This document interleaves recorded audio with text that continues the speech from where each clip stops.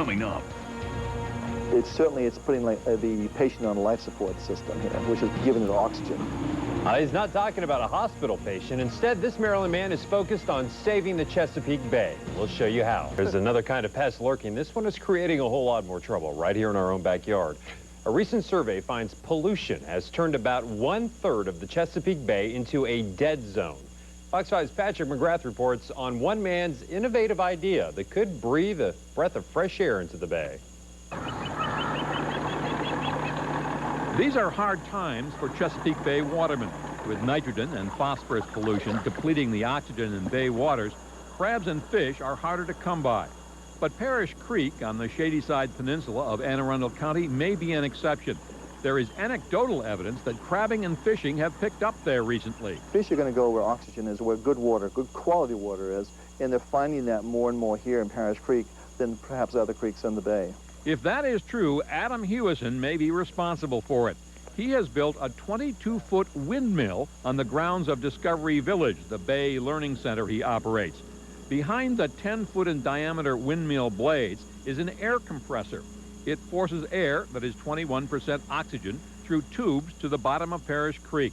And then it bubbles up and creates millions of little micro bubbles which contain oxygen, which move the water around. We move 8,400 gallons of water a minute when we're turning. It's putting the patient on a life support system here, which is giving it oxygen. Some may see Hewison's windmill scheme as quixotic, but the Maryland Department of Natural Resources is very interested in the experiment. Exactly how wide range distribution is this oxygen actually getting?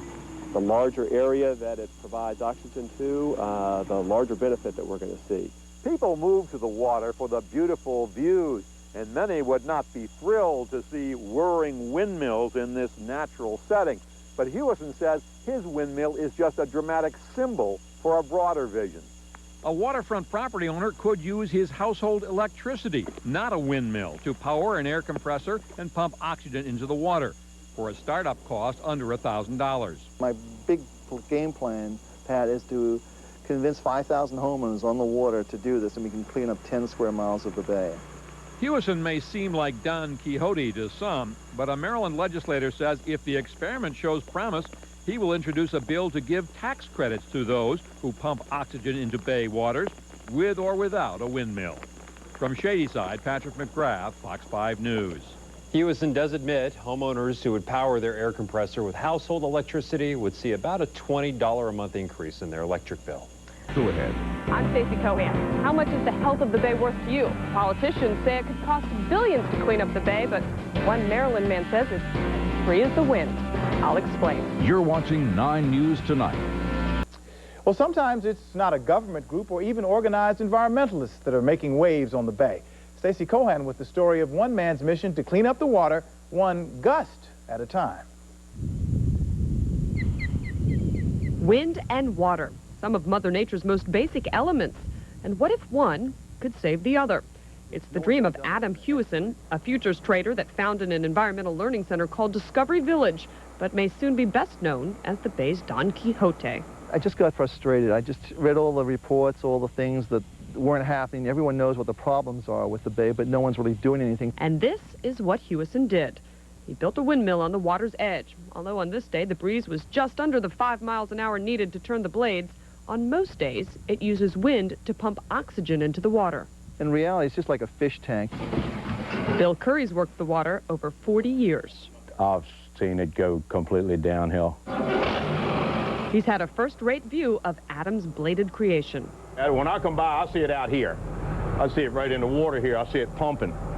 So, and you know, I know it's creating oxygen, at least up this far up in the creek. Curry says some of his buddies poke fun at the project, but this waterman is impressed by Adam's ingenuity. No, I don't think it's full of hot air. It's an experimental thing, and all it has to do is produce a little bit, and at least it's doing something. And it's something low-tech and low-cost. It ran about $7,000 all told. Not only is the windmill cheap to build, it doesn't cost much to operate. In these days of soaring gas prices, this is paid for by Mother Nature. Even when the breeze refuses to blow, folks on Parish Creek swear this contraption is bringing more fish to their nook of the bay. Well, I think there's 6 or 7 osprey nests within a half-mile radius of here, so ospreys don't build nests if there's no food around. I think the best things are usually simple. We tend as human beings to make them too complicated, and it doesn't necessarily work that way. The Maryland Department of Natural Resources is studying Adam's windmill. His dream is to have hundreds of these along the shores and barges actually out in the water to pump the water clean without spending billions of dollars. Okay, so any idea as to whether this could actually work? It certainly looks nice. Well, it's been done elsewhere, places in southern Florida and California for ponds or smaller estuaries, and so we'll see. He's testing it right now. He's got some oyster spats out there to see how well they respond to the extra oxygen, and you know, government's looking at it. We'll see. It's a big task, but every little bit helps. It's a neat idea. Yeah, Stacey Cohen, thank you much.